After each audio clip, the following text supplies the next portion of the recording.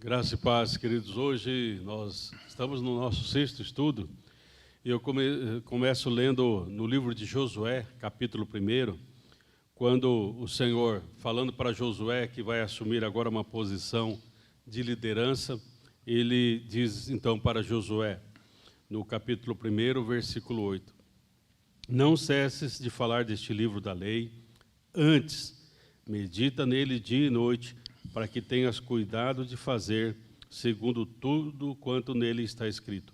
Então farás prosperar o teu caminho e serás bem-sucedido. Então, a ideia, né, professor, a gente está estudando, né, a palavra, para que a gente possa realmente meditar nesta palavra, encontrar subsídios, né, para que a nossa caminhada seja uma caminhada realmente de sucesso, né? Amém, pastor, amém. Então, como o pastor falou, hoje nós já estamos no nosso sexto domingo, né, com o nosso título, Princípios para Estudar a Bíblia. E hoje nós vamos continuar, que nós não conseguimos esgotar domingo passado, sim. a questão das perguntas que fazemos. Quer dizer, é muito comum nós encontrarmos com pessoas. Eu fui me lembrando, pastor, né, e fui organizando aqui, certo. E não esgotou em um único domingo. Né? As pessoas fazem muitas perguntas, né, e às vezes elas têm algumas ideias também que nós vamos debater aqui. Inclusive, a primeira pergunta aqui é mais uma ideia com a pergunta, mas a pergunta seria esta. Podemos ser transformados se criarmos um relacionamento com a Bíblia? Antes que o senhor possa responder, pastor, eu quero dizer que eu conheço muitas pessoas que têm assim uma Bíblia de estimação. É aquela, certo, né? Elas até assim meio judiadas já. Eu já vi pessoas que foram trocar a capa da Bíblia, mas não trocam a Bíblia. Sim. E não é uma questão de economia. Ali está tudo anotado, está tudo rabiscado. Isso, né? Então, existe, às vezes, essa relação com a Bíblia se torna até uma coisa... É como se o cara tivesse, assim, tipo lá um carro, que, né, assim... Então, se torna um objeto de estimação. Né? Então, a pergunta é essa, né? Podemos ser transformados se criarmos esse relacionamento com a Bíblia, ou a questão é o Deus da Bíblia? Não, a ideia é assim, o texto bíblico, né, professor, ele tem que nos fazer conhecer mais de Deus. Isso. E através desse conhecimento de Deus é que a nossa vida vai sendo transformada. Por isso que a palavra de Deus, ela é dita dela mesma, né, que a palavra é viva e eficaz. E ela é mais penetrante que espada de dois gumes. Né? Então, quando nós vamos lendo a palavra e observando e procurando ver Jesus nos textos, vendo a ação de Deus, a história de Deus, como Deus interfere, como Deus interage com o ser humano, isso vai fazendo realmente a diferença. E uma sugestão, né, professor, que eu sempre oriento as pessoas, é que de tempos em tempos, né, eles possam trocar a Bíblia.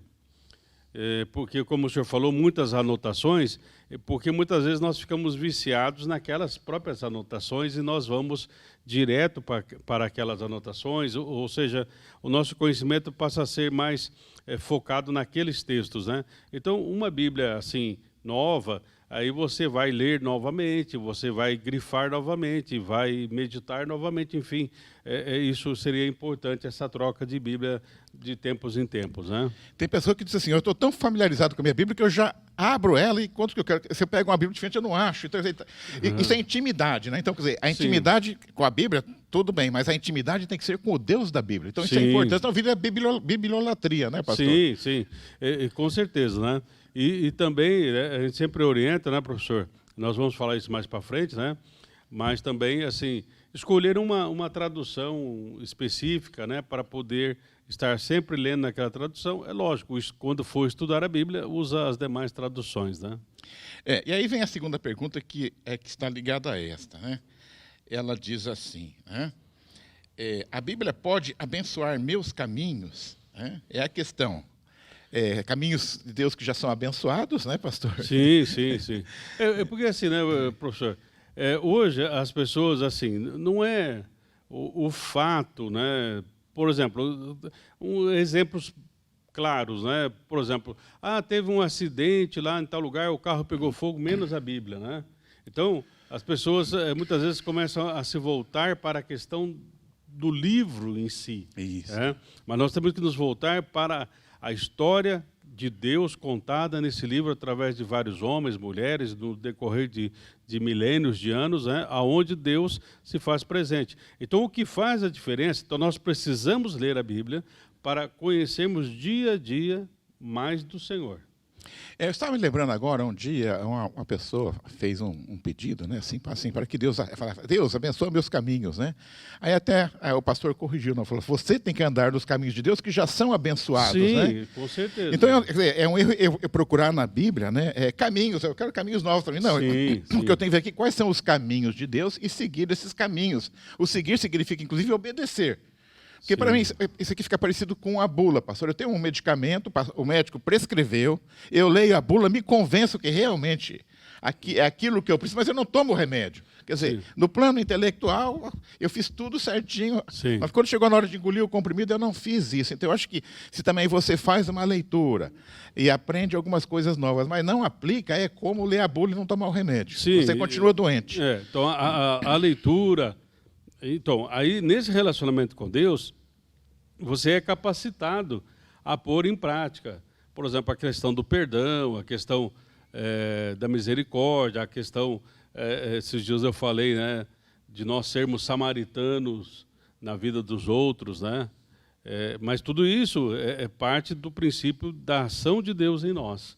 E isso vem através do conhecimento da palavra. Por isso que o Senhor orienta a Josué, você vai ser um líder, esteja lendo, esteja meditando, porque a palavra, até o texto aí, né, professor, está o Salmo 119, 105, né, que o senhor sempre cita aqui, lâmpada para os meus pés é a tua palavra. Então, nós precisamos ver a palavra de Deus, né, vivificada pelo Espírito, para ser luz para o nosso caminho. Não é você andar com a Bíblia assim, como se a Bíblia fosse um farolete, não. Isso. Essa palavra vai iluminar o seu coração e aí, então você vai conseguir caminhar com sobriedade, né? Pastor, na época que foi escrito isso, quando se andava no escuro, eu entendo que a luz era o candeeiro, né? Aquele conjunto de velas. Isso se carrega na mão. Hoje carrega o farolete na mão, né? Sim. Mas se a gente pegar essa passagem, né? Quer dizer, é lâmpada para os meus pés, fica meio estranho, fala, mas a lâmpada no pé, né? Sim. Mas a ideia aí é que esse caminho é um caminho, né, onde pode haver riscos, né? Então, veja, se você está com a lâmpada no pé e o ambiente é escuro e você não conhece, você vai devagar. Quer dizer, a ideia não é que você veja lá na frente de imediato, mas é que você veja o que está próximo. Então, quer dizer, os caminhos de Deus, né, são aqueles caminhos que você vai caminhando etapa por etapa. Quer dizer, você constrói o seu conhecimento na medida que você vai ganhando massa muscular espiritual, digamos assim. Isso, porque né? muitas vezes a gente é precipitado, impulsivo, né? E Jesus falou assim, basta cada dia o seu mal, vamos, né, quer dizer, viver um dia de cada vez. Vamos deixar que o Senhor seja o nosso pastor hoje, amanhã Ele continuará sendo, né? Mas vamos viver, né, um dia de cada vez, aprendendo a contar nossos dias para ter o coração sábio, né? Essa pergunta aqui, pastor, alguém me fez um dia, né? Ele alegou porque ele não gostava de ler a Bíblia. Ele dizia assim, a Bíblia me traz desconforto, tem muita coisa triste lá, tem guerra, tem adultério, tem morte, né? Bom, aí então, quer dizer, uma ideia seria dar uma caixinha, aquela caixinha que nós apresentamos aqui no nosso primeiro estudo, né? Que é a caixinha de promessa. Se o cara pegar a caixinha de promessa, ele não vai ter tristeza, pastor. Mas e essa questão, pastor? Eu vou encontrar coisas tristes na Bíblia. Então, é até interessante, dentro da filosofia, né? Tinha uma pessoa que não gostava do Sócrates, né? E ele falava assim, Sócrates, eu te odeio. Eu te odeio. Porque todas as vezes que eu converso com você, você me faz me ver como realmente eu sou, né?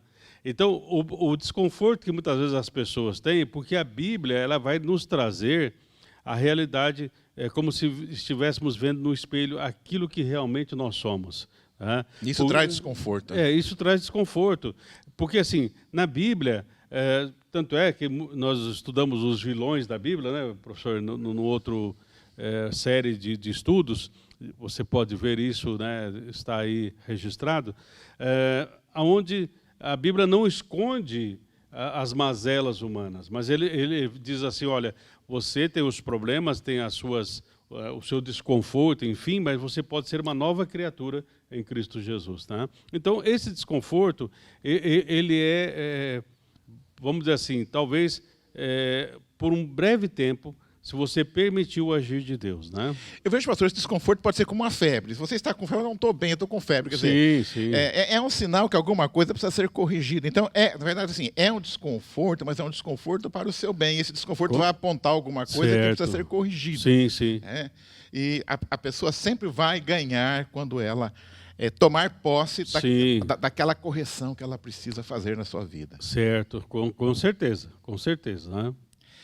Uma outra pergunta também, pastor, e essa aqui eu acho que vai ter assim, uma implicação grande na prática, né? Que me veio também, que eu selecionei esta. Ó.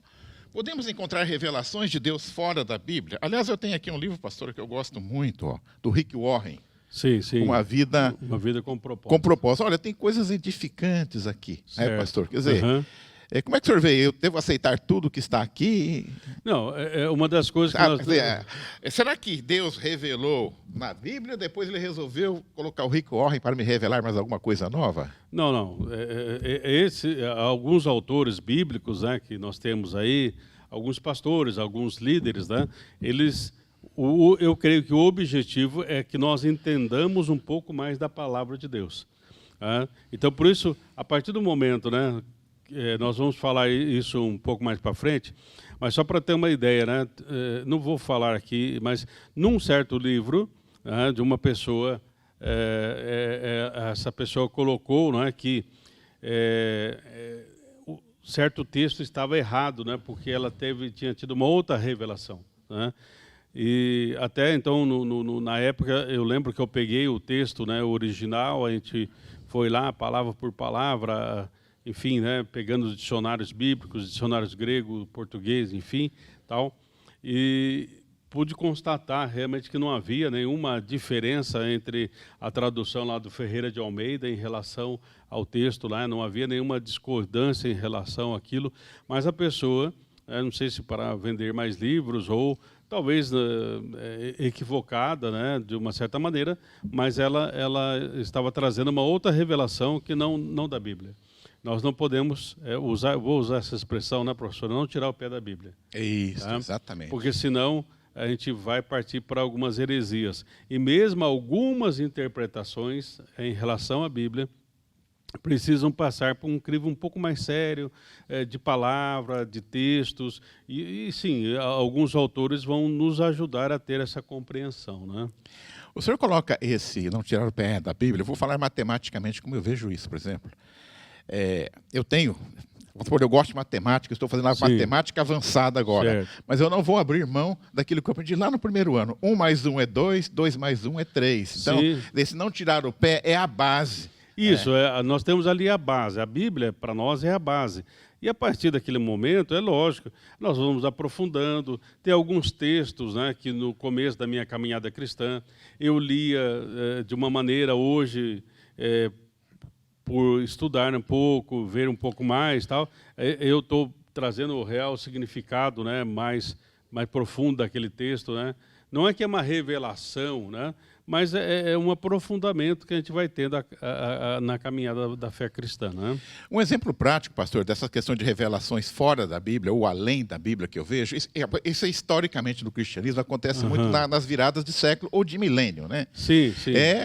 Pessoas marcando a volta de Jesus, definindo o dia e até a hora. Sim. Historicamente, a história sempre termina com um grande fiasco e as pessoas de fora dando gargalhadas e o evangelho sofre, né, por causa disso, né, pastor? Então, eu vejo assim, por exemplo, muitas coisas estão muito claras, por exemplo, aqui. Em Marcos, capítulo 13, versículos 32 e 33, Jesus vai dizer assim, ele está falando sobre o fim dos tempos, ele diz assim: mas daquele dia e hora ninguém sabe, nem os anjos que estão no céu, nem o Filho, senão o Pai. Olhai, vigiai e orai, porque não sabeis quando chegará o tempo. Então, o próprio Jesus falou que não sabe o dia e a hora, aí o sujeito chega, né? Ele começa em cima, pega o texto bíblico e ele começa a especular em cima daquele texto, mas ele não vê as outras coisas, outros textos bíblicos que dizem tal. Mas então, pastor, eu vou te interromper. Existe um texto lá em Apocalipse, uma das cartas, que assim, eis que vem como ladrão à noite, quer dizer, surpresa. Então, os poucos textos que tem também não reforçam, pastor. Marcar horário não dá certo. Não dá. Então, mas é isso que eu estou dizendo. Se você pegar só esse texto, eu venho, então Jesus vem como ladrão, então ele vem à noite. Não, hoje em dia tem assalto aí meio-dia, né? Então, Mas é de surpresa, quer dizer, a ideia que dá é que não vai marcar a hora para voltar. A ideia é surpresa, não a hora. Não vai marcar a hora. Então, o que nós temos que, ao ler a palavra, é assim: se prepara para te encontrar com teu Deus. Isso. Pode ser hoje, pode ser amanhã, pode exato. ser depois da manhã. Até esses dias uma pessoa postou lá um videozinho, falou assim: nós não sabemos a hora, né? Isso. Então está numa festa de casamento e tem um senhor lá todo empolgadão, dançando com a mulher dele, assim, não sei se é pai da noiva, do noivo, sei lá, todo empolgado, daqui a pouco, puf, ele cai, né, teve um ataque fulminante ali na festa e acabou morrendo. Ou seja, vamos nos preparar para nos encontrar com o Senhor. Se é amanhã ou depois, não sabemos, mas que ao chegar o momento, nós estejamos preparados, né? Ok. Pastor, agora vem uma pergunta mais simples, mas que eu já vi muito, né? A pergunta é: existe diferença entre a Bíblia judaica e a Bíblia cristã? A questão é a seguinte, né? O judeu ele tem mais a ideia do Antigo Testamento, né? E nós temos o Antigo Testamento com o Novo Testamento, né? Então seria lá o total de 66 livros, né? Com 27 livros ali do Novo Testamento, né? Então eu vejo assim, fica mais fácil entender na medida em que os judeus não aceitaram Jesus. Então, se não aceitaram Jesus, eles não aceitam o Novo Testamento. Sim, né? sim. Então, essa é a diferença. Eles só têm o Antigo Testamento, nós temos também o Novo Testamento, né? Bom, pastor, a gente pode depois fazer um estudo nas próximas semanas. Acho que seria muito bacana a gente fazer um estudo assim com as separações, pegar Pentateuco, livros históricos, livros proféticos, né? A gente pode fazer isso, dar um outro estudo. Mas aí também, dentro dessa pergunta, da diferença da Bíblia judaica e cristã, existe uma outra pergunta que ainda é mais frequente. A pergunta é: e a Bíblia católica? Existe diferença entre a Bíblia católica e protestante? Até um dia, pastor, eu estava entregando o Novo Testamento lá, e um menino falou: isso é Bíblia de crente, né? Eu falei: não, isso é o Novo Testamento. Ele era católico. Você pode usar lá na catequese, lá que as professoras aceitam, né? Então, essa pergunta também é feita, pastor, que se detalhasse um pouco mais, então. Não, a diferença é assim: o Novo Testamento é igual. É igual, exatamente. Não há diferença. Não há diferença. Né? Já no Antigo Testamento, nós temos alguns livros, né, que nós, por um consenso, né, os protestantes não aceitam esses livros, né, e esses livros foram adotados, né, pela Igreja Católica Romana, né, que dá, então, ao invés de 66 livros, vai para 73. Isso, exatamente. Então, esses livros... É a Católica Romana, que a Ortodoxa tem mais, acho que vai 78 deles. Isso, 78. 78. Então, porque assim, nós, quando falamos assim, desde a época do protestantismo e tal, entendemos que esses livros não seriam assim, eles são livros históricos, são livros escritos ali na época, enfim, mas eles não seriam inspirados. Isso. Não seriam inspirados, né? Tanto é que, por exemplo, nós temos lá Cantares de Salomão, né? Nós temos esse livro, tanto na Bíblia Católica quanto na Bíblia Protestante, enfim, esse livro está lá. É um cântico, né? Em Reis, fala que Salomão escreveu mais de 1000 cânticos. Só tem um na Bíblia, né? Então, 1000 e poucos não foram acrescentados à Bíblia, ou seja, não entenderam que fosse um texto inspirado para fazer parte do cânone bíblico, né? Então é isso que a gente tem que entender. Por exemplo, Salomão escreveu... Mas não quero dizer, pastor, que, por exemplo, esse livro do Rick Warren que eu trouxe aqui, Uma Vida com Propósito, quer dizer, ele não tem o status de um livro como Gênesis, Êxodo, mas ele tem coisas que me edificam, né? Então acho que também você fala assim, o fato de não estar no cânon não quer dizer também que não serve. Ele pode trazer informações históricas, enriquecer. Isso, por exemplo, você pode ler lá o Macabeus, o Tobias, livro Tobias, Judite, enfim. Eu já li esses livros, né? Algumas coisas são interessantes. O livro de sabedoria. Também sabedoria, eu li todos os livros apócrifos. O Eclesiástico. Eclesiástico um livro... Então, como literatura, é como um livro bom, é um livro bom, tal. Algumas coisas você tem que tomar certo cuidado, enfim, mas você vai ler e você então tira a conclusão a partir da própria inspiração da Bíblia, né? A minha experiência com os apócrifos, pastor, é como até com o livro do Rick Warren aqui que eu falo. Eu li essa Bíblia aqui, que chama Bíblia de Jerusalém, que eu comprei da Edições Paulinas, uma excelente Bíblia, eu recomendo. Né? Eu li, assim, eu não senti assim, alguma coisa que tem neles que me faria falta. Puxa, essa passagem aqui. Né? Então, assim, enriquece, tem muitas informações. O Macabeus conta a história da luta dos judeus contra os seleucidas, por exemplo. Né? Muito enriquecedor, mas eu não vejo necessidade. Quer dizer, a gente, na verdade, tem a Bíblia dos judeus, porque os judeus também não têm os apócrifos. Né? Então, a nossa Bíblia é igual. Nosso Antigo Testamento é igual ao que os judeus adotam hoje, que eles também não adotam esses livros. Né? Porque eles não entenderam. Então, mas é nesse sentido, né, professor? O que nós temos nesses 66 livros é suficiente para que a gente possa realmente ter todo o conhecimento. O conhecimento necessário. Né? Isso. Né? Bom, uma outra pergunta aqui, que eu acho assim, na verdade há uma certa confusão, mas essa pergunta ela já foi feita também. É a seguinte: o Antigo Testamento tem menor valor que o Novo Testamento? Bom, aqui eu acho assim, as pessoas gostam mais do Novo Testamento, eu não tenho dúvida, porque é mais fácil realmente. Né? Mas assim, a questão do valor, né? Não teria mais valor que o outro? Não, é a palavra de Deus igual. Né? Hoje, né, realmente as pessoas leem mais o Novo Testamento, um pouco menos o Antigo Testamento e tal. Só que ambos têm o mesmo peso. Até tem um autor, né, que ele faz uma comparação. Para você entender, você teria que entender a questão de como que era antigamente a fotografia, né, porque hoje é tudo digital. Né? Então ele coloca assim que, no primeiro momento, o Antigo Testamento é como o filme. Né? Só que muita gente pegava aqueles filmes, né, tinha até um binóculozinho, né, professor, do seu tempo, lembra? Sim. Né? Que o senhor olhava uma fotinho lá. Eu tenho em casa algumas ainda. Então, eles falam assim que seria, até nós chamamos aquele filme, né, o negativo, né? Então, o Antigo Testamento seria esse filme e o Novo Testamento é o filme revelado. Então você consegue, lógico, ver com mais cores, mais nitidez, com mais perfeição e tal, mas ambos se completam, né? Um não pode ficar sem o outro sem um, ou enfim. Embora no decorrer da história da igreja, tinha pessoas que não gostavam de tal livro, queria tirar tal livro, queria tirar tal, mas a Bíblia permanece dos 66 livros até hoje, né? É isso. Aqui, pastor, eu encontrei uma passagem que está lá em 2 Timóteo, capítulo 3, versículo 16 e 17, que é Timóteo falando da Escritura, mas é importante lembrar que quando Timóteo escreveu esse texto, né, na verdade, não, desculpa, é carta de Paulo a Timóteo. Sim, né? sim. O Timóteo, ele recebeu a carta. Né?